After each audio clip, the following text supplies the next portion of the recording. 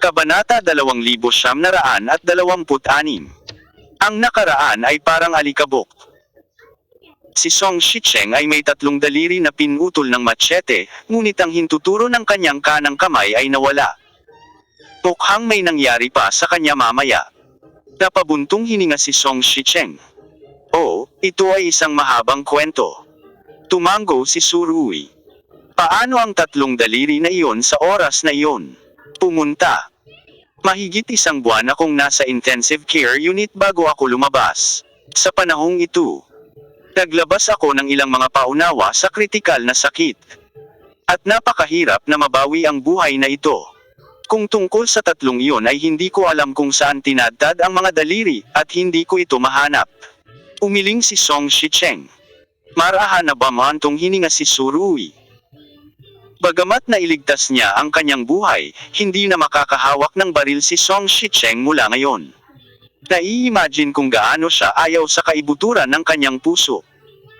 Walang sino man ang madaling yuyuko sa kapalaran, si Song Shicheng ay ganoon din. Pagkalabas ko sa ospital, hindi na ako makahawak ng baril. Binigyan ako ng hukbo ng kapansanan.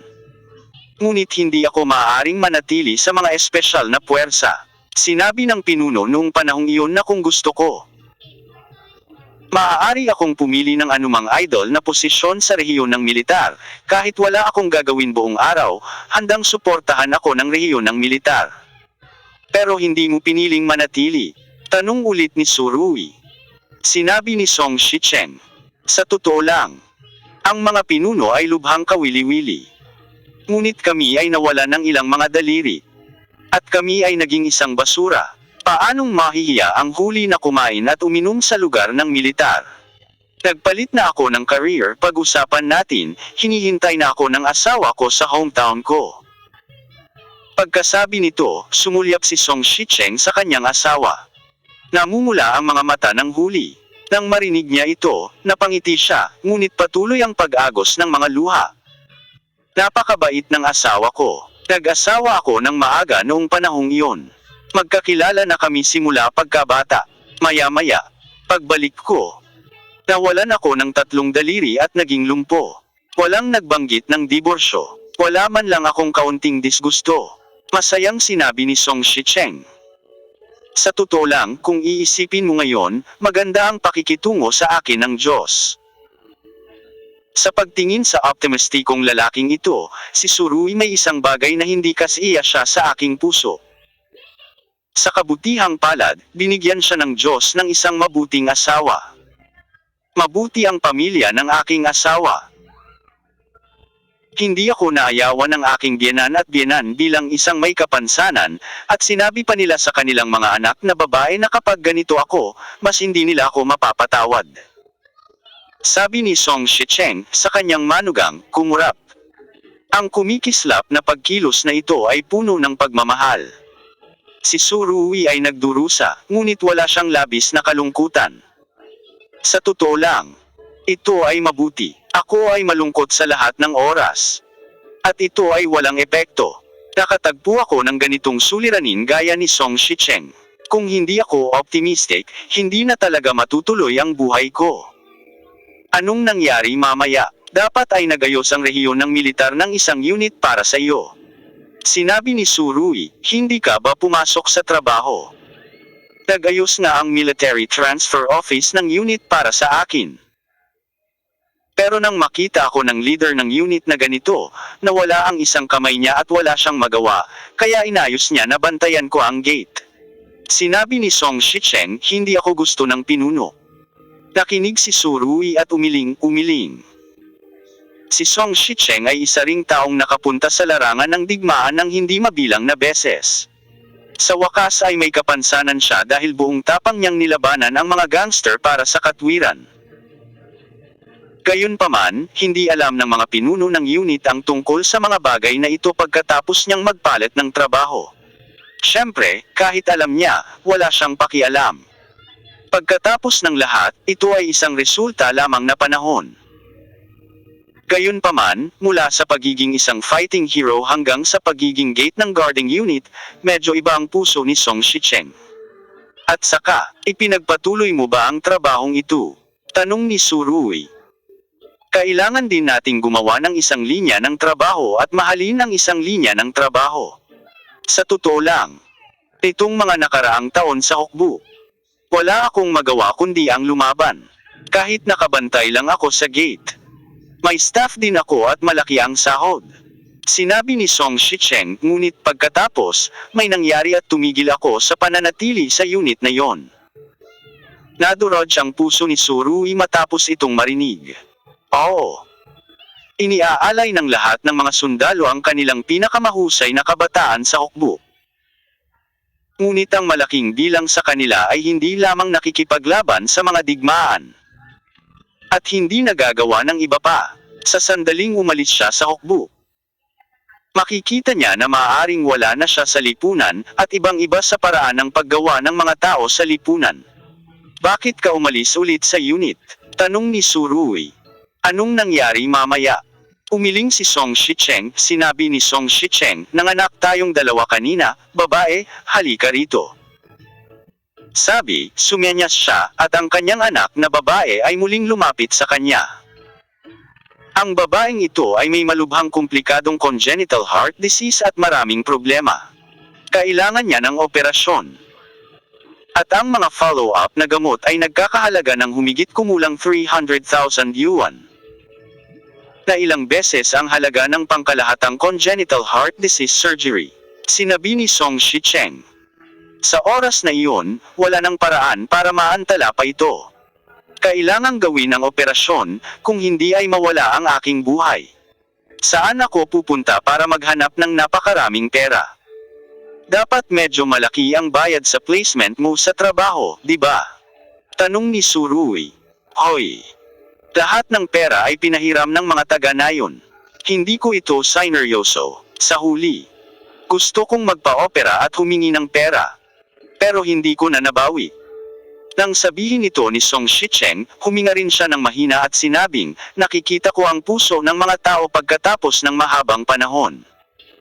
Babalik ka ngayon? Tanong ni Surui, marahas na kumunat ang kanyang mga kilay. Sa lipunan ngayon, ang pagiging matuwid ng isang tao ay naging isang napakasamang bagay. Paano kung higit sa 600,000 yuan, ayoko nang bumalik kahit isang minuto? Sabi ni Song Shicheng. Paano ang operasyon? Ang puso ni Surui ay bumangon na sa galit. Nakikita ng kahirapan ng puso ng mga tao. Ang pangungusap na ito ay tiyak na hindi isang maling pahayag.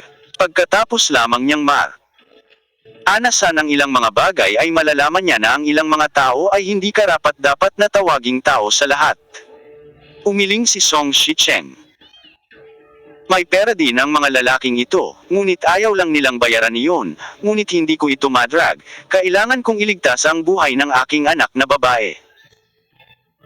Alam ni Surui na ang mga taong hindi nagbabayad ng kanilang mga utang ay walang alinlangan na kikita at papatay ng mga tao.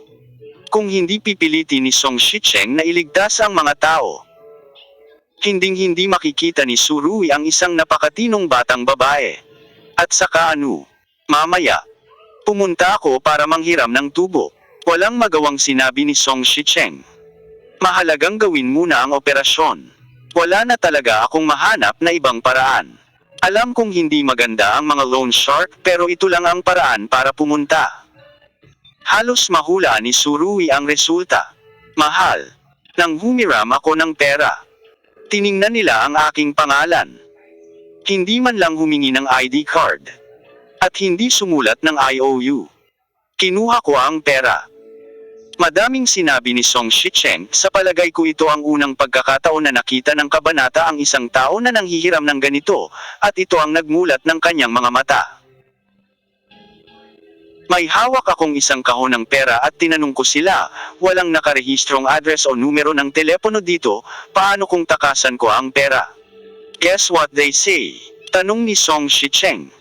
Dapat sabihin na mayroon silang solusyon. Sabi ni Surui. Oo. Sabi nila. Dahil mapapahiram ka namin.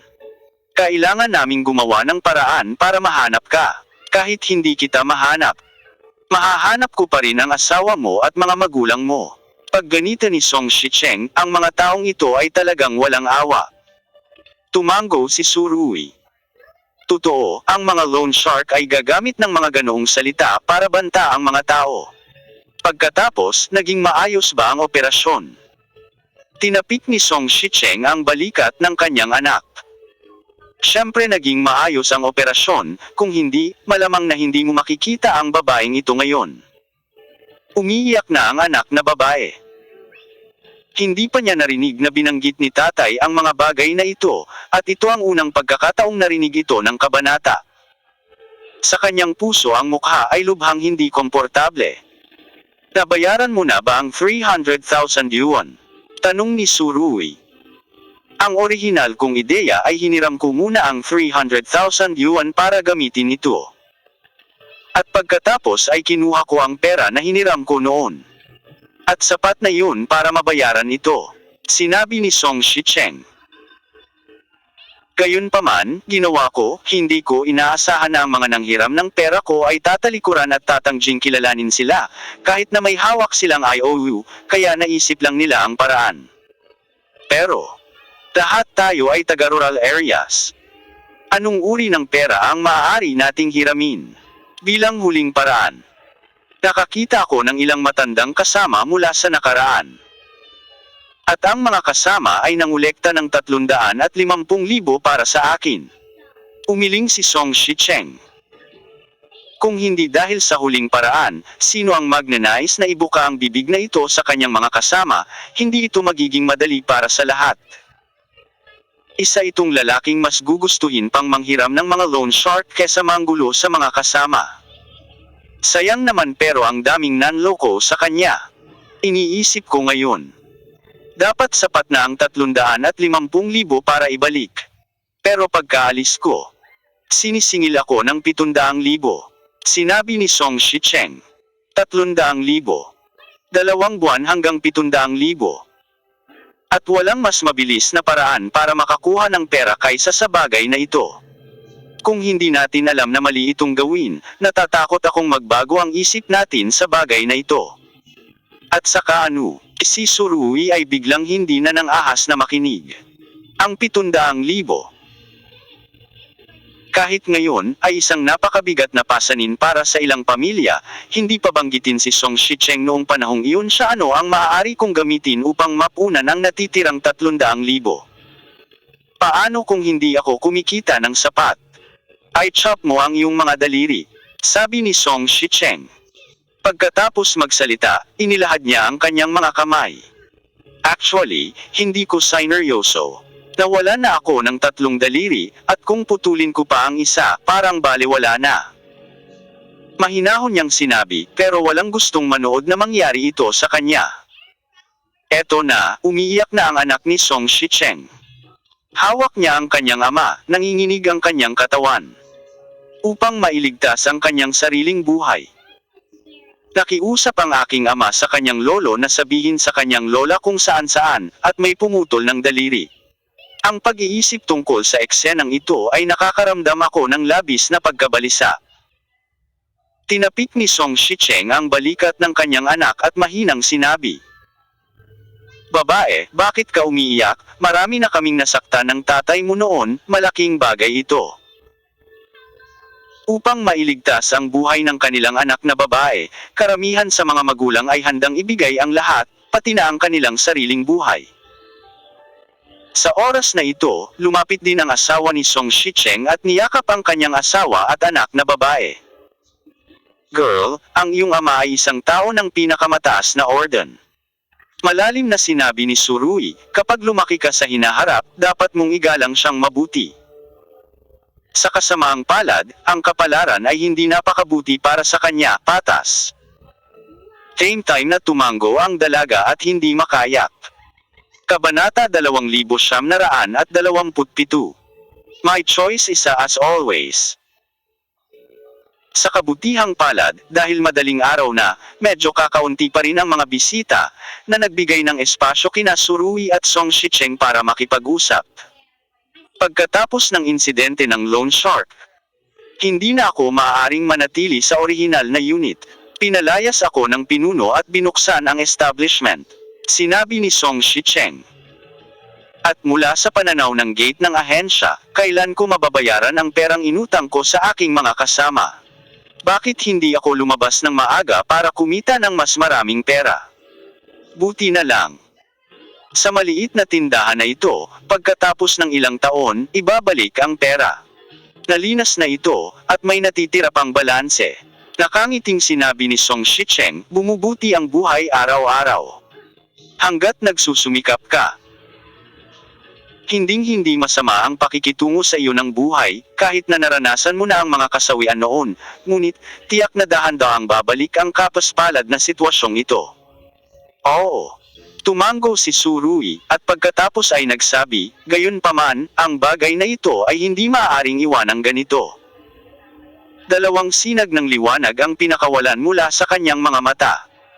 Naiintindihan ni Surui ang personalidad ni Song Shicheng. Siya ay palaging totoo. Kung hindi lang talaga siya umabot sa pagod, hinding-hindi siya manghihiram ng pera sa iba. Nako, wala na akong magagawa, sabi ni Song Shicheng. Sinubukan ko ring humingi ng pera pero hindi ako sasama kahit anong mangyari. Buti na lang at okay na ang babae ko ngayon, kung hindi, hindi ko talaga sila matiis. Dahil sa mga taong ito, naputol ang daliri ni Song Shicheng, paano siya magkakaroon ng magandang impresyon sa mga taong ito. Pero kahit ganoon, ginamit pa rin niya ang ugali ng militar. Pamantayan na hilingin sa iyong sarili, walang karahasan, at hindi lalabag sa batas. Gayunpaman, maraming tao sa mundong ito ang ganito, kung gaano kakabait, lalo kang nagiging masama. Sa makatuwid, minsan hindi imposibleng kontrolin ang karahasan sa pamamagitan ng karahasan. Sa kabaligtaran, maaari itong maging mas mahusay. Hindi handang palayain ni Surui ang mga taong ito. Kailangan nilang pagbayaran ang kanilang ginawa. Ipaubaya mo sa akin ito, sabi ni Surui. May matinding kislap sa kanyang mga mata. Si Song Shicheng ay kaibigan din niya noong bata pa siya. Sa ugali ni Surui, paano niya magagawang panuurin ang iyong kaibigan na binubuli? Kung ang mahigit 600,000 yuan ay mababawi, ito ay lubos na magpapaunlad sa buhay ng pamilya ni Song Shicheng. Lahat ng pera ay kapalit ng buhay, kaya bakit ibibigay ito sa iba ng walang kabuluhan? Naunawaan ni Song Shicheng ang karakter ni Surui, sinabi niya. Hindi, kaya ko ang sarili ko, hindi mo kailangang makisali. Ganito pa rin siya, ayaw niyang mahirapan ang mga kasama, at umaasa na lang siya sa lahat ng own.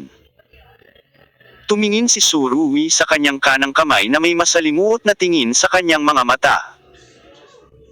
Ang iyong kanang kamay ay naging ganito na, ang mga taong iyon ay walang kahit isang salita, bakit ka dapat mag-alala tungkol sa kanila? Mukha. Ang bagay na ito, medyo naantig si Song Shicheng, huminga siya ng malalim, na parang inaayos ang kanyang emosyon. Sa totoo lang, tinanggap ko na ang aking kapalaran. Tinanggap ko ang aking kapalaran. Bagamat tila ito ay nagmamahal sa buhay, sa katunayan, sa isang tiyak na lawak, ito ay nasaraan din ng loob. Sa nakalipas na 10 taon, nabali ko na ang ilang daliri. Hindi na ako makahawak ng baril. Iniwan ang pinakamamahal kong hukbo. At hinubad ang uniforme ng militar na suot ko ng mahigit 10 taon. Pakiramdam na gumagapang at gamulong, ang isang nagninangas at malambot na puso ay unti-unting lumamig at tumigas. Kapag tahimik na ang gabi, naaalala mo pa ba ang mga dati mong dating? Maaalala mo ba ang minsang tumakbo sa larangan ng digmaan, mapusok? Isang batang haring sundalo na may magandang kinabukasan, na umabot na sa puntong ito, natatakot ako na hindi siya makikipagkasundo sa sinuman. Hinding-hindi namin matatanggap ang aming kapalaran. Tiningnan ni Surui ang kanyang kasama na nawala ng maraming taon, iniunat ang kanyang kamay, at hinawakan ang kanyang naputol na kanang kamay. Habang nakatingin sa kamay ni Surui, ang mga mata ni Song Shicheng ay nagpakita ng malalim na damdamin sa paglipas ng mga taon. Maraming mga tao ang nag-aatubili na tingnan ang kanyang baldado na kanang kamay. at madalas na ibinoling ang kanilang mga ulo sa gilid na may pagkasuklam sa isang sulyap. Sa kasong ito, handa pa ring hawakan ni Surui ang kamay na ito, habang umaasa sa aksyon ng kabilang partido ay ang kanyang kapatid habang buhay. Itong kapatid, walang interlacing. Anyway, kung hindi ako magkikita, I can live it alone, but since I meet, then if you don't make this out for you, it's too much to say. Sabi ni Surui, puno ng kaseryosohan ang kanyang ekspresyon. Actually, hindi mo na ako kailangang pigilan. Sinabi ni Surui, katulad mo noon. Biglang naging komplikado ang mga mata ni Song Shicheng at mahina niyang sinabi, noon. Bagaman naputol ang daliri mo dahil nailigtas mo ang pulis. Kung maibabalik ng panahon halika muli, pipili ka pa rin ba? Tanong ni Surui. Tumingin siya sa mga mata ni Song Shicheng na may bahagyang gumagalaw na ekspresyon sa kanyang mga mata. Nag-isip sandali si Song Shicheng, ngunit hindi agad nakasagot. Iniisip mo ang buhay na naranasan mo sa mga taong ito, isipin mo kung ano ang naranasan mo sa mga taong ito, at pagkatapos ay babalik ka sa nakaraan, ikaw pa rin ba? Hindi pa tapos si Surui sa pagsasalita, agad na sinabi ni Song Shicheng, oo, kung uulitin natin ang lahat, ito ay magiging pareho. Walang magbabago. Ang aking pinili, gaya ng lagi. Hindi pa ba tapos ito? Ibinuka ni Surui ang kanyang mga kamay at tumawa. Pagkaraan ng ilang segundo, inalis niya ang kanyang ngiti. Kaya, ngayon, ibalik natin ang hustisyang ito. Nakita rin ni Song Shicheng mula sa ekspresyon ni Surui ng may matinding determinasyon, tumango siya ng malalim. Salamat, Surui. Sobrang naantig siya. Matapos siyang hindi makita sa loob ng maraming taon, nagawa pa rin siyang panindigan ni Surui. Ang kapatiran at dugong ito ng kabataan ay hindi nagbago. Nga pala, anong nangyari sa pulis na iniligtas mo? Biglang naalala ni Surui at nagtanong. Na-injured din siya that time. Pero walang mabigat na problema. Ngayon siya ang direktor ng istasyon ng pulisya. Sinabi ni Song Shicheng. Naging maganda ang aming relasyon sa paglipas ng mga taon, at madalas niyang hilingin sa mga kasamahan na lumihis. Halika at bumili ng almusal sa akin. Mabuti naman. Tumango si Surui. Buti na lang, nailigtas ni Song Shicheng ang isang taong mapagmahal at matuwid at gumanti. Kung patuloy din siyang pinaparamdam ng pulis na panginginig, wala na talagang pag-asa sa mundong ito. At saka, nahuli mo na ba ang pumatol sa iyo? Tanong ulit ni Surui. Nahuli ang tumaga at sumaksak sa akin. Nasentensyahan daw siya ng 12 taon sa bilangguan. Sabi ni Song Shicheng. 12 taon na lang, sumimangot si Surui, ang pananakit sa isang tao na may malisyosong layunin ay talagang hindi seryosong sentensya, at ang habang buhay na sentensya ay hindi labis. Nakapit na sa akin ang rehiyon ng militar sa oras na iyon. At hindi ito kayang lunukan ng mga pinuno. Ngunit kung tutuusin, ang batas ay ang batas, at pagkatapos ng isang paghinto, sinabi ni Song Shicheng, nang pinutol ako ng mga batang iyon, wala pa sila sa edad na 18 taong gulang. Shit, hindi mapigil ang mapag-alita ni Surui. Mula sa pananaw ng isang kapatid. Siyempre inaasahan ni Surui na makita ang mga slasher na ito na nakakandado sa loob at hindi lumalabas. Ngunit pagkatapos ng lahat, ang batas ay mauna, at ang huling pangungusap 12 taon, naniniwala ako na ang rehiyon ng militar ay nagsagawa ng malaking pressure sa lokal na hukuman. Bilangin mo ang oras, dapat bang lumabas ang mga taong ito? Tanong ni Surui. Malamang pareho. Sinabi ni Song Shicheng, hindi ko alam kung ang grupong ito ng mga tao ay may pinababang pangungusap, mas mabuting matuto ng leksyon. Binago ng nakalipas na 10 taon ang buhay ni Song Shicheng at ang landas ng mga gangster na ito. Siya ay wala pang 18 taong gulang nang pumasok siya, at nang matapos ang reforma sa paggawa, dumating siya at tumayo. Lumipas ang mga taon. Ang kanilang kabataan, ang kabataan ni Song Shicheng, ay nawala sa isang iglap. Ang oras ay minsan malupit, at ang buhay ay malupit din. Gayunpaman, sa pananaw ni Surui, nararapat lang ang mga kabataang ito. Bagamat pinaparusahan sila ng batas, hindi pa rin ito kayang lunukan ni Surui. Naniniwala ako na ang mga rehiyong militar sa katimugang iyon ay totoo rin sa mga pinuno ng rehiyong militar. Siya nga pala, nilapitan ka na ba ng mga pinuno ng rehiyon ng militar sa mga nakaraang taon? Tanong ni Surui. Hinanap ko ito. Ngunit hindi ako nakalimutan ng mga pinuno. Song Shicheng shook his head with a smile, ngunit sa tuwing makikita niya ako, kailangan niya akong bigyan ng pera, at hindi ako naniningil kahit isang sentimo. Pagbalik nila, iniiwasan ko talaga. Haha, natawa si Surui nang marinig niya ito. Pero pagkatapos ng pag-iisip, naramdaman pa rin niya na medyo hindi nararapat na tumawa siya ng ganito. Kilala mo rin ang mga taong nagpapahiram sa iyo ng pera. Saan ka nakatira? Tanong ni Surui. Alam ko, pamilyar na pamilyar ako dati, sayang. Sa pagsasalita tungkol dito, huminga ng malalim si Song Shicheng. Girl, mag-aral ka ng mabuti. Kapag nakatapos ka ng pag-aaral ngayon, bibigyan ka ng tiyuhin ko ng 600,000 yuan. Nakangiting sabi ni Surui sa anak ni Song Shicheng. Tumango ang batang babae, pagkatapos ay yumuko ng malalim kay Surui. Salamat, tiyuhin. Pagkatapos niyang magsalita ay pinunasan niya ang kanyang mga luha at tumabi. Umabot na sa matinong edad ang junior high school. Nauunawaan mismo ng batang babae na ito ang paghihirap ng pamilya, at ngayon naiintindihan niya ang pagsusumikap ng lahat ng ito.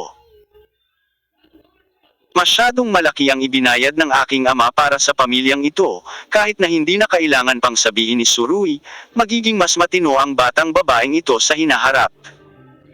Higit sa 600,000 yuan, ilang tao ang pinahiram mo? Tanong ni Surui. 5, sabi ni Song Shicheng. Ito ang kanyang mga kalaro mula pagkabata hanggang sa pagtanda. Dati, medyo maganda ang relasyon ng pamilya ng isa't isa, pero ngayon parang naging ulap na ang lahat. Kapag ang pera ay nasasangkot, ang lahat ng pagmamahal ay nawala. Tawagan mo muna ang may pinakamaraming pera. Bahagyang tumapik si Surui sa mesa gamit ang kanyang mga daliri. Tanungin siya kung nasa bahay siya. Sige, oo. Tumango si Song Shicheng at nagsimulang tumawag. Sa suporta ni Surui, hindi na siya nagdalawang isip. Hey, Lao He, nasa bahay ka ba? Tanong ni Song Shicheng. Sa ngayon, lahat ng may utang ay mga tiyuhin, at kailangan nilang samahan ng mabuti. Shicheng, ano ang hinahanap mo sa akin? Masyado akong naging abala lately, at marami akong trabaho sa bahay, kaya may isang araw pa ako, sabi sa kabilang linya ng telepono. Old He, medyo masikip ako kamakailan, maaari mo bang bayaran sa akin ang 200,000 yuan na utang mo sa akin? Ang tono ni Song Shicheng ay naglalaman pa ng pahiwatig ng pagsusumamo. Katulad ng mga salita, maraming beses na niyang sinabi sa nakaraan. Shicheng, hindi ko ba narinig na maganda ang buhay mo kamakailan? Napakaganda din ang business ng breakfast restaurant. Diba 200,000 yuan? Ibibigay ko ito sa iyo kapag bumalik ang negosyo ko. Huwag kang mag-alala, huwag kang mag-alala. Pagkatapos noon, pasimpleng ibinaba ng kabilang panig ang telepono. Sa oras na ito, tinawagan ni Surui si Tian Zongmin. Flame Brigade, tipunin ang lahat para gawin ang misyon, malamig niyang sabi. Chapter 2928. Huwag kang masyadong mabait. May mga tao, tinatrato mo sila bilang mga kaibigan, ngunit wala silang pakialam sa iyong buhay o kamatayan. Kapag may kinalaman ang pera sa mga bagay na ito, makikita mo ang tunay na kulay ng mga taong ito. Ito ay tiyak na dahil ang mga taong ito ay hindi nagbayad ng pera kaya kinuha ni Song Shicheng ang isang loan shark. Sa loob lamang ng 2 buwan. Ang 300,000 yuan ay naging 700,000 yuan, dahilan upang maputol ang kanyang hintuturo. Alam ni Surui na sa husay ni Song Shicheng. Kung lalaban siya sa oras na iyon, Ang mga loan shark na iyon ay hindi magkakaroon ng kakayahan na putulin ang kanyang mga daliri. Ngunit ang taong ito ay taos puso, pakiramdam niya ay may utang siya sa kabilang partido ang interes na maputol. Off din ang tinatawag na tama at tamang bagay. Ang usura ay hindi kailanman naging isang bagay ng kurso. Pinaikit ni Tsurugi ang kanyang mga mata. Sa katunayan, hindi rin niya sinasadyang pabayaan ang mga loan shark na ito. Pinutol nila ang isang hintuturo ng kanyang matandang kasamahan. Dahil nandito siya, imposibleng baliwalain ito, bagay. Tulad ng para sa pagbabayad ng iyong mga utang, ang pangungusap na ito ay hindi wasto lamang sa industriya ng usura. Bukod pa rito, nakapaghanda na si Song Shicheng ng 50,000 yuan na interes noong panahong iyon, na maraming beses nang mas mataas kaysa sa financing ng bangko. Nako! Hindi binayaran ng mga taong iyon ang kanilang mga utang, ngunit sa huli, si Song Shicheng ang sisihin. Ito ay hindi makatarungan. Dahil narito si Tsurugi, dapat niyang ibalik sa kanyang mga kasama ang patas na bahaging ito. Ang mga taong ito ay hindi mapapatawad, sabi ni Tsurugi. Oo. Sinabi ni Song Shicheng, sa totoo lang, mayroon din silang pera, ngunit ayaw lang nilang bayaran iyon. Balewala na nila ang buhay at kamatayan ng pamilya mo, kaya huwag ka nang makialam sa kanila. Walang anuman, sabi ni Tsurugi. Sa pagsasalita nito, tumingin siya sa batang babae na nakatayo sa tabi niya at sinabing, "Girl, tandaan mo, kailangan mong maging mabait, ngunit para sa mga hindi mabait sa una, kailangan mong kagatin sila ng husto." Si Tsurugi ay hindi nagdadala ng masasamang bata, ngunit nagsasabi sa kanya ng isang malupit na katotohanan.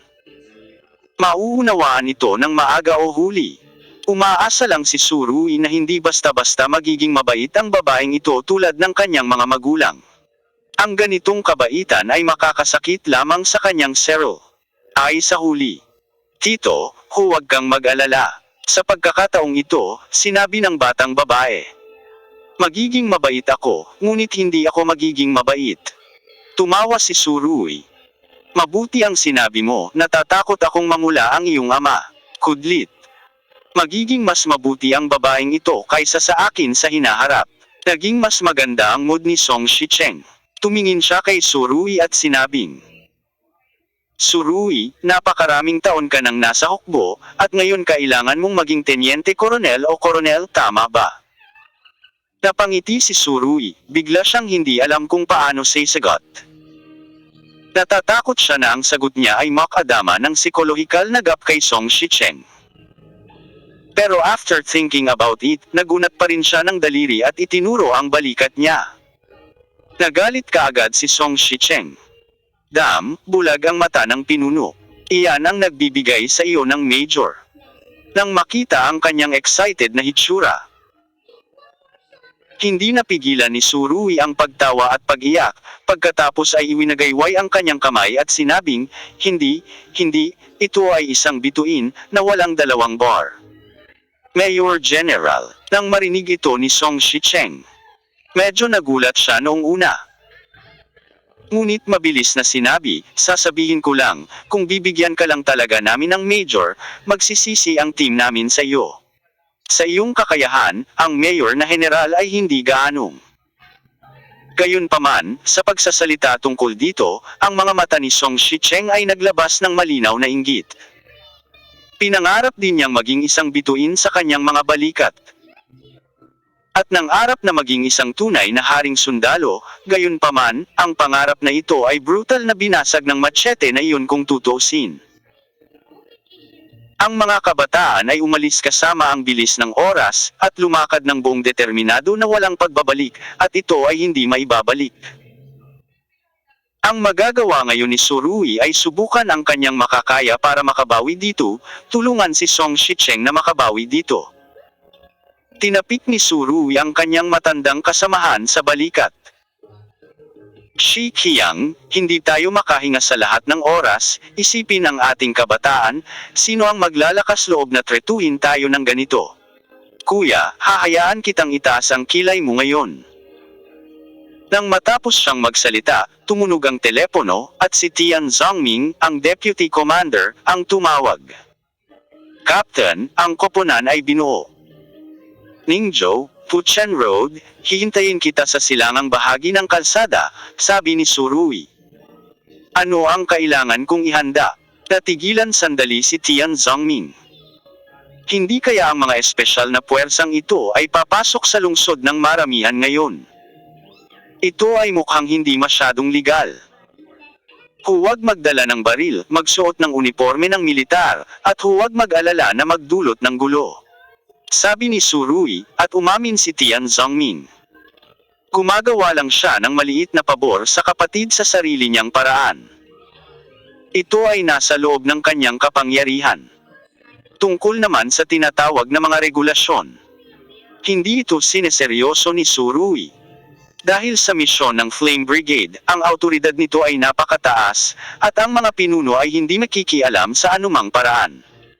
Siyempre, gusto rin ni Surui na dalhin ang mga sundalo na may mga baril at mga buhay na bala.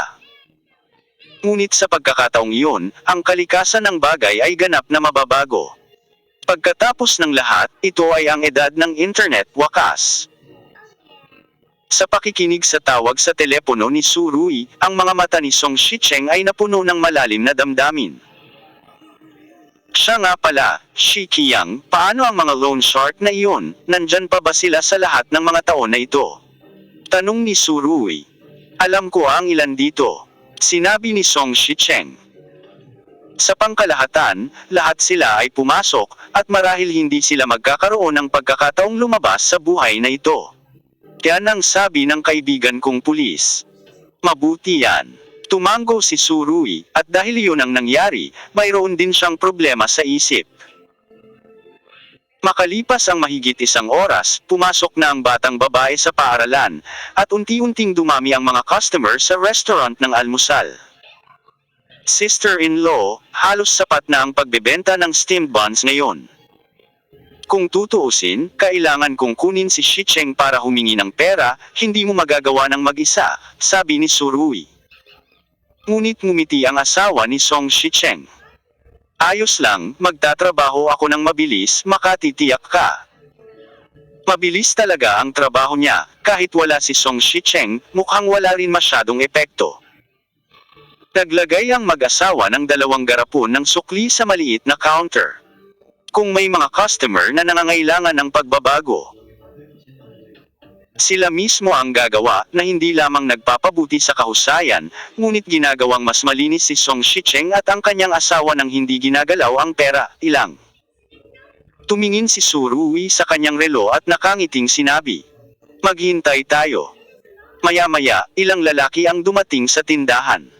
Ang hitsura at ugali ng mga tao ay maaaring husgahan, sila ay mga opisyal ng pulisya. Shigang, nandito na kayo. Nakangiting sinabi ni Song Shicheng. Anak na babae, bigyan ang bawat tao ng 3 malalaking meat bun at 1 itlog ng tsaa, at balutin ito ng mahigpit. Ngayon kumusta ang negosyo sa tindahan?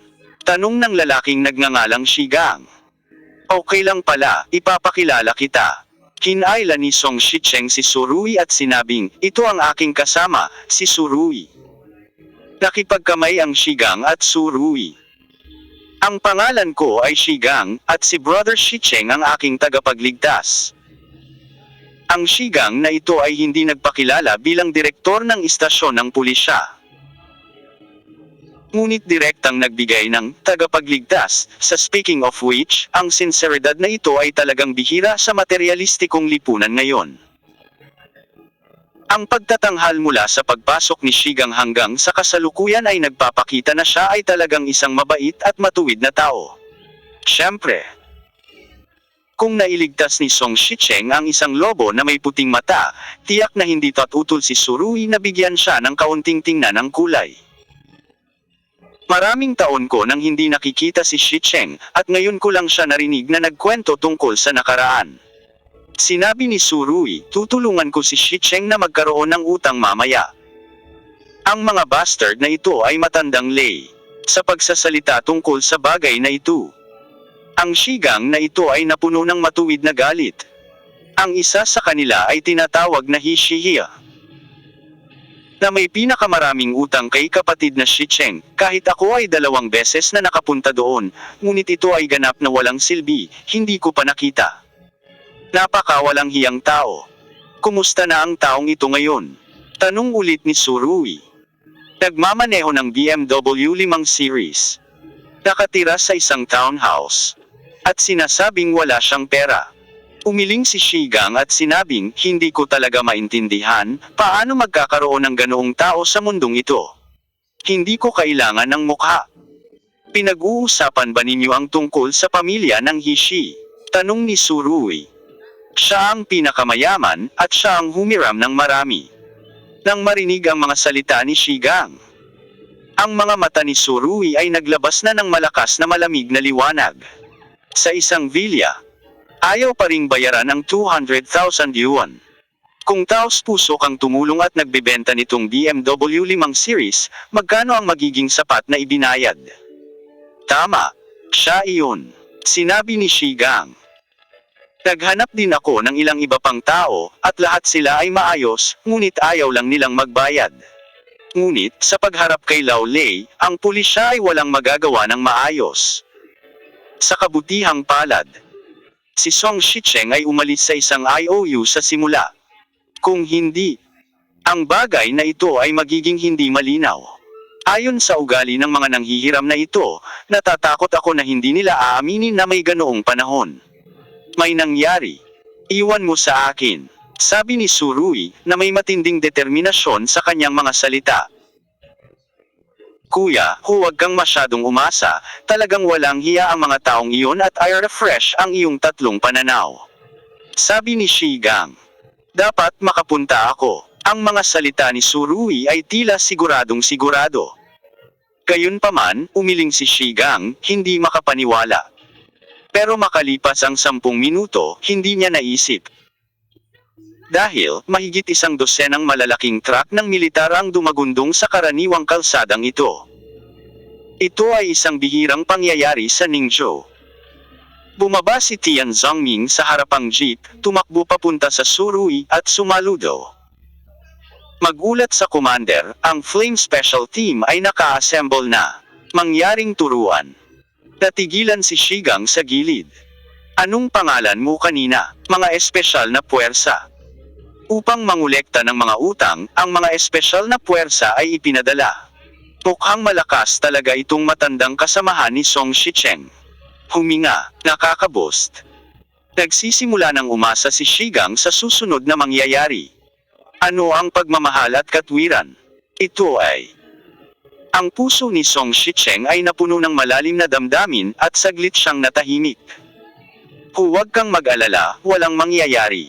Kung may responsibilidad ka, ako na ang bahala. Umalma si Surui na may banayad ng ngiti. Oo, hindi na tumanggi si Song Shicheng.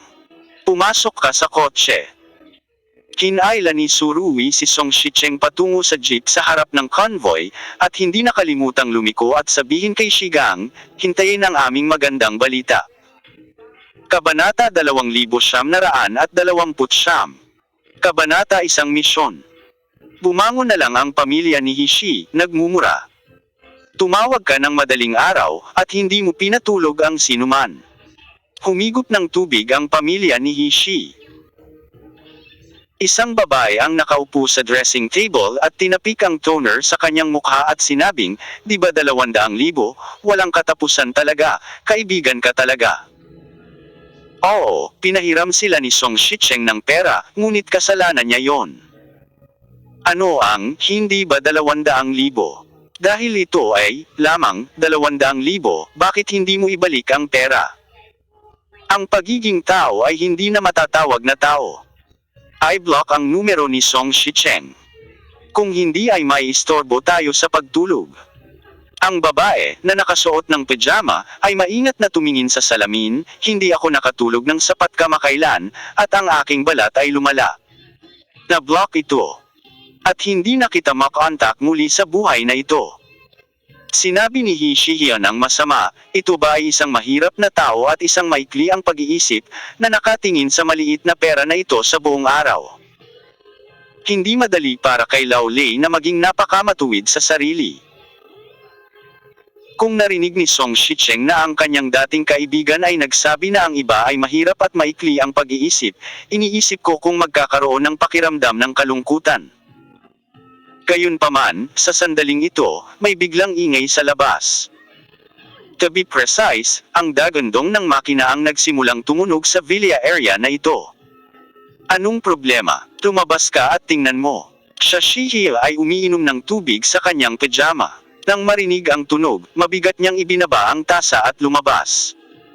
Recently, hindi talaga mapagkakatiwalaan itong property company. Sa madaling araw, ito ay gumagawa ng napakaraming ingay. Ito ay talagang walang katapusan. Kailangan kong magreklamo sa kanila mamaya, Shishihia said. And has left nang makarating ako sa bakuran, nakita ko ang eksena sa harapan ko. Nagulat ako at halos mawalan ng malay. Pupunta ako, ang daming sundalo dito, anong ginagawa nila? Tumingin ang pamilya ni Hishi sa 12 ng mga sasakyang militar, na pinupuno ang kalsada sa harap ng villa. Puno na. Ang manager ng ari-arian at ilang mga security guard ay sumugod sa takot. Hindi pa sila nakakita ng ganoong kalaking labanan. Dati, hindi man lang kumikindat ang mga security guard sa pagbukas ng pinto. Sa hindi inaasahang pagkakataon, tumalo ng ilang sundalo mula sa truck at nag-iwan ng pangungusap. Gawin ang misyon. So, yung mga security guards never again I didn't dare to stop it. Bukod dito, ang mga sundalong iyon ay mukhang mamamatay tao, na may hindi maipaliwanag na aura sa kanilang mga katawan, at tila sila ay may pagnanasa na magkaroon ng malambot na mga binti. Anong ginagawa natin dito? Bakit tayo pumunta sa villa area para gawin ang misyon? Tanong ni Chang Dongsho kay Tan Yong sa mahinang boses. Ang dalawang magkakaibigan na ito ay nakaupo sa sulok at pagod magdamag. Ang una ay itinuring na tumakbo ng 20,000 plus 10,000 metro. Habang ang huli ay hindi pa nakakagawa ng mga push-up, at nakaramdam ng matinding sakit, ngunit sila ay lumahok pa rin ang gawaing ito. Hindi ko alam, medyo hindi tumpak ang landas ng aming team leader. Napakamot ng ulo si Tan Yong, hindi ba siya nandito para manghuli ng kamag-anak? Bastos ka, oh. Anong nasa ulo mo? Nagdadala ng mga espesyal na puwersa para manghuli ng kamag-anak. Sa tingin mo ba ito pa rin ang panahon ng santukan ng mga warlord? Tinapik ni Chang Dongsho ang kanyang ulo. Pagkatapos ng isang pos, ang kanyang mga mata ay muling kumislap. Sa totoo lang, gusto ko talagang maging isang kapitan tulad nito. Ang galing. Isa kang murang tao, at pagmumultahin ka at pagsilbihan. Tanong ni Tan Yong. Hindi ka ba kumbinsido? Galit na tanong ni Chang Dongsho. Nakuha ko na, natatakot akong mabugbog, at hindi na ako mangangahas na gumawa ng gulo. Tapat na ibinaba ni Tan Yong ang kanyang ulo. Pagod na pagod ako ngayon na gusto ko na lang humiga sa kama sa loob ng isang buwan. Bumaba ka sa kotse. Sa oras na ito, umalangaw-ngaw ang boses ng pinuno ng squadron. Kaya, lahat ng mga espesyal na puwersa ay tumalikod at lumabas ng kotse. Sa katunayan, hindi nila alam kung ano ang nangyayari. Akala nila lalabas sila para mag-training, pero bakit sa villa area pa sila nag-training? Ulo, anong problema? Private house tayo, pumapasok ka lang ng ganito. Napakahirap ng ekspresyon ng property manager. Sinusubukan niyang ilabas ang kanyang lakas ng loob. At sasabihin niya kay Tian Zongming speaking, pagkatapos ng lahat ng tao na nakauniforme ng militar dito ay kabilang sa pinakamataas na ranggo ng militar ni Tian Zongming. Hindi sumagot si Tian Zongming, ngunit sumulyap kay Surui. Hindi naman sa ayaw niyang sumagot, ito ay dahil hindi niya alam kung para saan siya naririto, at hindi pa siya nakakatanggap ng ganoong kakaibang gawain. Hindi nagsalita si Surui. Masasabi lamang ni Tian Zongming. Ang mga espesyal na puwersa ay nagsasagawa ng misyon, at walang sinuman ang atras kaagad. Bagamat medyo maamo siya kapag weekdays. Ang kanyang kasalukuyang hitsura ay sapat na mabangis. Kung titignan ang kanyang hitsura, hindi na naglakas loob ang manager ng ari-arian na magsalita pa, kaya nagmamadali na lamang siyang umalis. Ang mga espesyal na puwersa ay lumabas na lahat, at hindi na siya nang ahas na gawin ito muli. Sumunod, kahit baligtarin ang Villa area, hindi siya maglalakas loob na kontrolin ito. Nang makita ni Hishiya ang mahigit 300 katao na nakauniporme ng militar na tumalon palabas ng truck, medyo sumama ang pakiramdam ng buong tao. Para sa ilang kadahilanan, ang kanyang puso ay likas na tumaas. Isang masamang kutob, may kutob siya na maaaring lumapit sa kanya ang mga taong ito. Gayunpaman, sa sandaling ito, lumabas ng silid ang asawa ni Hishi na nakapajama, pangit ang mukha nito, at direktang nag-away. Anong ginagawa mo? Nakakamangha maging isang sundalo. Pagkatapos ng lahat ng ingay sa umaga, wala nang matutulog. Bumangon sa kama ang babae sa tawag ni Song Shicheng sa telepono, at hindi pa siya kumalma. Apoy. Binigyan siya ni Surui ng malamig na tingin. Isang sulyap lang. Biglang naramdaman ng babaeng ito na nahulog siya sa isang ice cellar. Halika dito, huwag kang magsalita ng kalokohan. Kinayla ng pamilya ni Hishi ang kanyang manugang. Hindi siya tanga, kahit matanda na siya. Nandoon pa rin ang paningin niya. Nakikita niya sa isang sulyap na ang mga sundalong ito ay hindi simple. Isa pa, napakasama pa rin ang premonition niya sa puso niya. Oo nga, makalipas ang 1 minuto, tumigas ang ekspresyon ni Hishiya sa kanyang mukha na patunayan ng kutob sa kanyang puso. Dahil, bumaba ang isang figure mula sa jeep na may plaka ng Southern Military Region. Song Shicheng, bakit ikaw ay? Natigilan si Shihiya. Tiningnan ni Song Shicheng ang tinaguriang kaibigan na nakipag-agawan sa kanya ng isang daliri sa tapat ng bakal na tarangkahan, at walang sinabi. Buksan mo ang pinto, mag-usap tayo, mahinang sabi ni Surui. Medyo nanginginig ang pamilya ni Hishi. Hinarang niya lang si Song Shicheng pero tumalikod sila at pumunta sa pinto. Bukod dito, sa napakaraming espesyal na puwersa.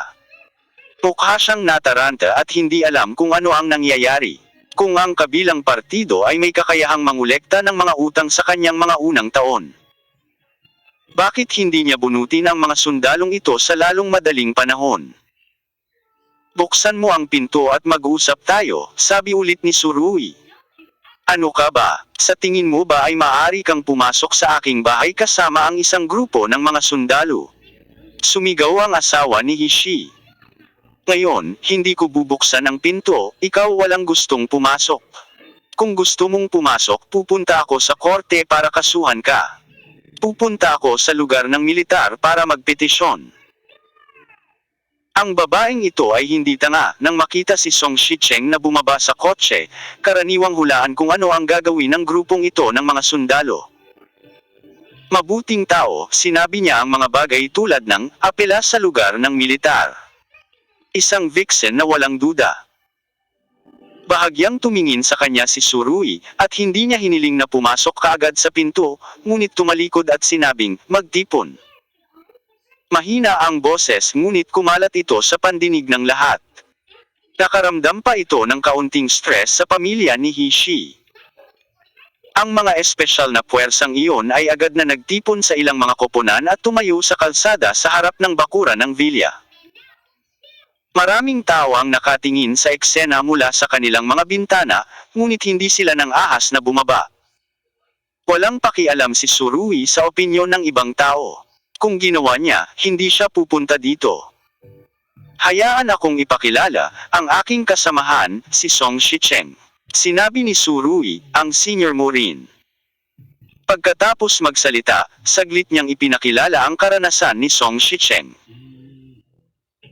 Nang marinig ng mga sundalo si Surui na sinabi na ang batang sundalong hari ay nagbago mula sa isang Ace Special Forces na sundalo tungo sa isang may kapansanan na nawala ng ilang mga daliri. Lahat sila ay napabuntong hininga ng may damdamin. Ang galit na namumuo sa dibdib ko. Ang pamilya ni Hishi ay nakatayo sa bakuran at malinaw na narinig ang sinabi ni Surui. Ang kanilang mga ekspresyon ay napakahirap makita. Malinaw, ang mga espesyal na puwersa ay dumating upang mangolekta ng mga utang sa oras na ito. Ang dugo at luha ng isang bayani ay ang pinakamalungkot na bagay sa mundo. Bahagyang sinabi ni Surui. Naniniwala akong hindi mo gustong makita ang eksenang ito, at ako rin. Itinaas ng mga mandirigmang iyon ang kanilang mga ulo, tumingin sa bakod, at tumingin sa pamilyang Hishi. Ang titig ay maaaring maging kasing dami nito. At maaari itong magdulot ng matinding presyon. Sa sabay-sabay na pinapanood ng napakaraming tao, nanginginig na ang pamilyang Hishi at ang kanyang pamilya. Kaya, mula nang ako ang pumwesto bilang kapitan ng flame team na ito. Ito ang isang gawaing hiniling sa iyo ng kabanata na gampanan. Lumipat ang mga mata ni Surui sa mukha ng lahat at sinabing, para sa kanila, at para sa iyo. Paglabas mo ng barracks, sana walang mangyari. Mula sa puntong ito, si Surui, ang kapitan, ay ginagawa pa rin ang kanyang nararapat na pagsusumikap. Siya ay hindi lamang responsable para sa mga sundalo sa panahon ng kanilang serbisyo militar. Ngunit isinasaalang-alang din ang kanilang hinaharap na buhay. Sa oras na ito, ang mga sundalo ay nalungkot at nagalit nang marinig nila ang mga salita ni Song Shicheng. Ang ilan sa kanila ay nakatitig sa bahay ni Hishi. Nanais nilang patayin ang dalawang walang hiyang lalaking ito gamit ang kanilang mga mata. Xiang Dongshu, Tan Yong. Dalawang pangalan ang tinawag ni Surui. Dumating na, kaya tumindig ang dalawang tinak. Dahil sa galit na bumabalot sa puso ko, halos mawala na ang sakit at pagod sa buong katawan ko. Walang nagbubukas ng pinto para sa akin, ano ang dapat kong gawin? Nagtaas ng kilay si Surui at nagtanong. Ang dalawang nakataas na kilay na iyon ay parang dalawang matalim na espada.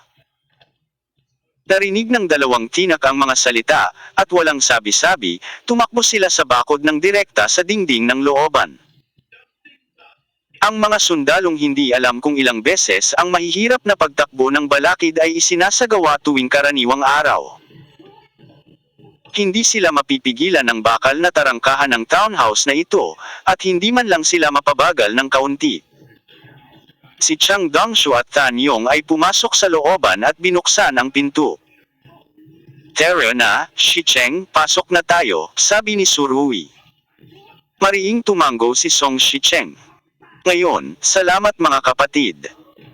Sa oras na ito, ang babae ay sumisigaw pa rin sa isang mahigpit na boses. Maaari bang pilitin ng iyong mga tropa ang kanilang pagpasok sa mga bahay? Kakasuhan kita, kakasuhan kita. Hindi lang siya pinansin ni Surui. Ngunit walang pakialam na sinabi. Nandito ako para tulungan ang mga kapatid kong mangolekta ng utang. Kung may pera ka, bayaran mo sila. Kung wala kang pera, kung gayon anong uri ng pananakit ang naranasan ni Shicheng, kailangan mo akong bigyan ng 1 segundo. Ang bagay na ito ay hindi mapag-usapan. Kabanata 2930. Bakit maging magalang kung hindi ka tao? Matapos sabihin ni Surui ang kwento ni Song Shicheng, mas naramdaman ng mga sundalo ng Flame Brigade na hindi sila sumusunod sa maling tao. Hindi isang pagpapala na sundin ang isang mapagmahal at matuwid na amo. Nang makita ang hitsura ng pamilya ni Hishi na naliligaw, bahagyang ngumiti si Surui. Anong ginagawa mo? Ganun lang ka-simple kapag may pera ka. Pagkatapos ng isang paghinto, sinabi ni Surui na sinabi ni Rui. Sa tingin ko, hindi mo kailangang magmukhang malungkot. Itong BMW ang nagmamaneho, nakatira ang vilya na ito, at hindi ka mukhang mahihirap. Si Surui ay hindi naniniwala dito. Hindi man lang makakuha ng 200,000 ang pamilya. Obvious naman na may kakayahan siyang ibalik ang pera pero ayaw niyang bayaran iyon. Halatang sadyang hindi niya nababayaran ang utang. Ngunit kapag pinutol ni Song Shicheng ang kanyang mga daliri dahil sa pangyayaring ito, kung gayon ang pag-uugali ni Hishihia at ng kanyang asawa ay gagawing lahat ay hindi matawagan. Scam! Talagang hindi kami makakabuo ng napakaraming pera. Sinubukan ni Hishihiya na ayusin ang kanyang kalooban, at nag-ipon ng lakas ng loob na sabihin ang mga salitang ito ng may pag-aatubili. No way! Sobrang lakas ng aura na nabuo ng lalaking nasa harapan niya na kapag nakaharap sa kanya ng diretso ang mga tao ay parang hindi man lang sila makahinga. Kung walang gaanong pera, maaari mong panuurin ang mga daliri ni Song Shicheng na pinutol ng may kapayapaan ng isip. Pinaikit ni Surui ang kanyang mga mata at ang kanyang boses ay malamig. Ang iba pang mga espesyal na puwersa ay bumuhos na sa bakuran, at ang mga mata ng lahat ay naglalagay ng matinding panggigipit sa pamilya ni Hishi. Iyan ay dahil nang hiram siya ng mga pautang sa usura. At hindi natin tayo masisisi. Ito ay ganap na hindi makatwiran para sa iyo na humingi ng pagkakasala tulad nito. Muli siyang napahiyaw ng asawa ni Shi. Well, sa kanyang opinyon, ang ginawa ni Surui ay ganap na mali. Hindi nila binayaran ang pera, at si Song Shicheng ay pinutol ng mga loan shark. Mayroon bang direktang relasyon? Hindi talaga. Sa sandaling lumabas ang mga salitang ito, tila tahimik ang hangin sa bakuran. At ang mga mata ng mga mandirigmang iyon ay lalong nagalit at nanlamig. Ang mukha ni Song Shicheng ay naging pangit nang marinig niya ito, at ang kanyang mga mata ay naging mas malungkot. Dati, kapag humihingi sila ng pera, ang kabilang partido ay palaging umiiwas sa lahat ng posibleng paraan, ngunit hindi sila nagsasalita ng mga hindi kasiyasyang salita. Alam ni Surui na ang kanyang mga nasasakupan ay hindi makayanan ang pagnanais na kumilos, at gayon din siya. Dalhin mo sila sa bahay para sa akin, sabi ni Surui. Pinipigilan niya ang kanyang emosyon. Pagkatapos ng lahat, may ilang mga kapitbahay na nanunood, kaya kailangang bigyang pansin ni Surui ang impluwensya. Hindi magandang maging mabigat sa harap ng mga taong ito. Agad na humakbang sina Chang Dongshu at Tan Yong at direktang itinulak ang pamilyang Hishi sa silid. Gustong ipagpatuloy ng babae ang pagsigaw, ngunit dahil malakas si Chang Dongshu, sabay-sabay niya itong itinulak palabas ng ilang metro, halos mahulog sa sala. Sa ganitong panahon, sa harap ng gayong walang hiyang tao, hindi na kailangang maging magalang. Dinala ni Surui ang higit sa 100 tao sa silid at hinayaan ang ibang mga sundalo na maghintay sa labas. Siyempre, gusto rin ng mga taong ito na sumugod sa silid upang gumawa ng isang bagay. Ang pinakamahusay na paraan upang ipahayag ang mga damdamin. Boom! Sarado ang pinto sa sala. Lumakad si Surui sa sofa at umupo, pagkatapos ay nagsabi, "Shikiyang, halika at maupo sa tabi ko." Tumango si Song Shicheng at umupo, habang ang pamilya ni Hishi bumagsak ang bibig sa lupa. Napakasimple ng request ko. Ngayon, babayaran ko ito ng may interes, sabi ni Surui. Nagnanakaw kayo ng pera, nagnanakaw kayo ng pera. Gusto kitang kasuhan, gusto kitang kasuhan. Nag-hysterical pa ang asawa ni Hishi. Tumayo si Surui na may malamig na ekspresyon. Humakbang siya at lumapit sa babae. Nakakamangha maging sundalo. Hindi ba dapat ipagtanggol ng isang sundalo ang bayan? Nakakainsulto lang sa tao ang ginagawa mo. Sigaw pa nung babae. Kami ay nagtatanggol sa mga tao, ngunit kung kami ay nagtatanggol sa mga taong tulad mo, ang aming mga sundalo ay magiging walang kabuluhan. Sabi ni Surui, biglang nagtaas ng kamay. Pop! Isang malakas na sampal sa mukha. Kinampas niya ng malakas sa mukha ang asawa ni Hishi. Bihirang matamaan ni Surui ang mga babae, ngunit hindi kasama rito ang mga nilalang na hindi naman tao. Ang asawa ni Hishi ay direktang pinaypayan, at bumagsak ng husto sa lupa, ang kanyang ulo ay umiilaw, na parang may hindi mabilang na maliliit na bituin na lumilipad sa kanyang harapan. Habang winawagayway ni Surui ang sampal na ito, higit sa 100 miyembro ng Special Forces sa silid ang nakaramdam ng sobrang gun. Upang makitungo sa gayong babae, ang karahasan ay dapat lampasan ng karahasan. Napakagwapo ng kapitan sa mga sandaling ito. Bata, may kakayahan, at madamdamin, ang gayong lalaki ay talagang isang bagay na dapat hanggan ng mga tao. Matapos sampelan ni Surui ang babae sa lupa, sa wakas ay naging tahimik ang mundo. Tumingin si Surui sa bahay ni Hishi at sinabi sa mahinang boses. Sa benepisyo, kalahating milyon, ngayon, dapat itong bayaran. Kalahating milyon. Bakit ang dami? Hindi ba 200,000? Ang pamilya ni Hishi ay likas na sumagot. Masyadong duwag ang lalaking ito. Nang makita ang kanyang asawa na hinampos ni Surui sa lupa, hindi man lang siya nabaliw. Sa katunayan, ito rin ay nagpapakita ng isang katotohanan, iyon ay ang isang taong walang awa ang pakikitungo sa kanyang mga kaibigan, huwag asahan na may pakialam siya sa kanyang babae. Itinaas ni Surui ang kanyang paa, sinipa niya sa balikat ang pamilya ni Hishi, at direktang sinipa ang kabilang partido ng mahigit 1 metro ang layo. Ang math ba? Itong 200,000 ay may utang sa loob ng 10 taon. Kung ginamit ni Shicheng ang perang ito para bumili ng bahay 10 taon na ang nakararaan, huminto si Surui. Sa mga presyo ng pabahay sa Ningzhou noong panahong iyon, gaano pa kaya ang kikitain ko? Siyempre. Alam ko rin na hindi ganito ang kalkulasyon ng presyo. Gayunpaman, si Shicheng ay pinutol ng isang loan shark. Dapat kang maging responsable para sa bagay na ito, at dapat ding bayaran ang nauugnay na kabayaran, mayroon. Mahina ang boses ni Surui. Sa totoo lang, hindi niya talaga sinasadyang pabayaan itong si Hishiya. Ang 500,000 ay para lang sa kanya na gumawa muna ng pagbabayad sala. Nag-aalangan pa ang pamilya ni Hishi, at sobrang pangit ng mukha niya. Ang sipa na sinipa ni Surui sa kanyang balikat kanina ay nagparamdam sa kanya na parang bitak ang kanyang mga buto. Bigyan ka ng 5 minuto para isipin ang oras. Tumingin si Surui sa kanyang relo at sinabing, Siyempre, wala akong pasensya. Kung hindi mo ako mabigyan ng kasiya siyang sagot pagkatapos ng 5 minuto, tatalunan kita hanggang mamatay dito. Sa oras na ito, likas na sumagot si Chang Dongsho, hindi maraming beses na matalo ang isang taong tulad nito ng 100 beses. Surui sulyap sa kanya. Sinabi ko bang magsalita ka? Mabilis na sinabi ni Chang Dongsho, paumanhin, Kapitan, hindi ko talaga mapigilan.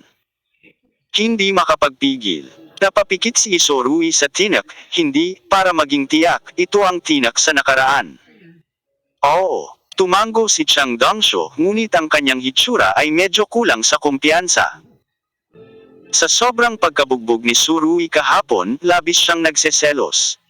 Dahil hindi mo na matiis, tera na. Biglang sabi ni Surui. Ha? Hindi makapaniwala si Chang Dongsho sa mga sandaling ito. Biglang dumating ang kaligayahan. Sige. Nag-alinlangan lang siya saglit, saka sumugod at sinuntok at sinipa ang bahay ni Hishi. Ang Hishiya doon ay nalilito na. Anong nangyari? Di ba sabi mo bigyan mo ng 5 minuto para pag-isipan? Bakit nagsimula ka agad? Hindi akalain ng mga miyembro ng Flame Brigade na magiging isang mabangis na tao ang brigade leader. Kung sasabihin niyang magsisimula siya, gagawin niya ito. Talagang hindi sila natatakot sa mga taong ito na magdemanda sa kanya. Gayunpaman, iyan ay cool. Sa harap ng masasamang tao na ito, hindi ka maaaring gumamit ng malumanay na paraan. Nabugbog ng husto ang pamilya ni Hishi. Bagamat espesyal na pinili ni Chang Dongsho ang kanyang malambot na tissue para batiin siya. Ang sakit ay hindi niya kayang tiisin. For a time, naramdaman pa niya na malapit na siyang bugbugin, namatay. Babayaran ko ang pera, 500,000 yuan, magbabayad ako. Napahawak sa ulo niya ang pamilya ni Hishi at umiyak. Okay, mag-transfer ng pera ngayon, mahinang sabi ni Surui.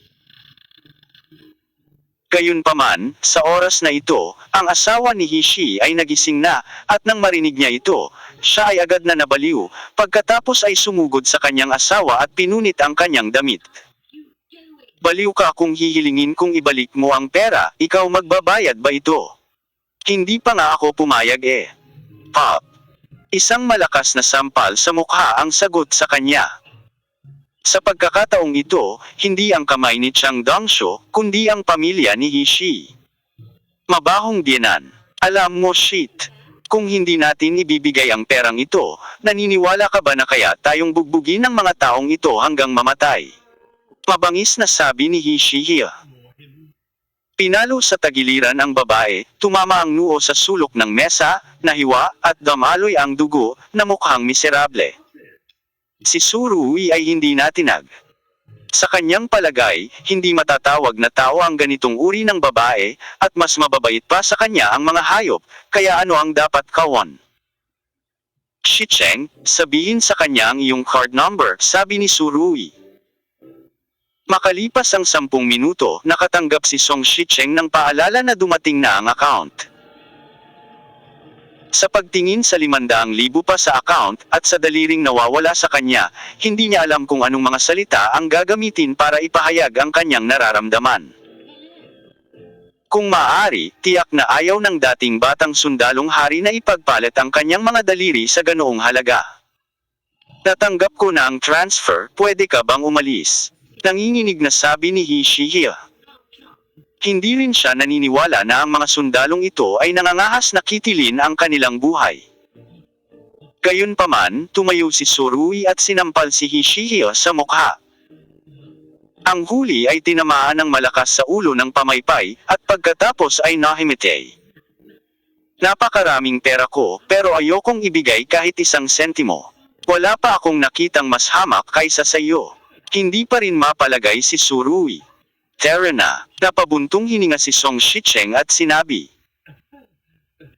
Sa mga taong ito, ang mga taon ng pag-igting, ang buhay na ito na may kaunos-lunos na buhay, ay naglaho sa espiritu ng kanyang katawan, at hindi na siya babalik sa nakaraan. Nasaan ang susunod na taong may utang sa iyo? Tanong ni Surui. Ang pangalan ko ay Exi Zinfa. Nagtatrabaho siya sa pamahalaang bayan ng Ningzhou. Siya ay na-admit sa universidad mula sa nayon at nasa gobyerno mula noong siya ay nagtapos. Umiling si Song Shichen. Nang malaman niyang babalik ako, tinanong niya ako kaagad. Humiram ng pera at utang sa akin ng 180,000. Pagkatapos ng maraming taon sa ahensya, ano ang kanyang trabaho? Mahinang sabi ni Surui. Mukhang siya ang Deputy Director ng National Development and Reform Commission. Walang magawa si Song Shicheng.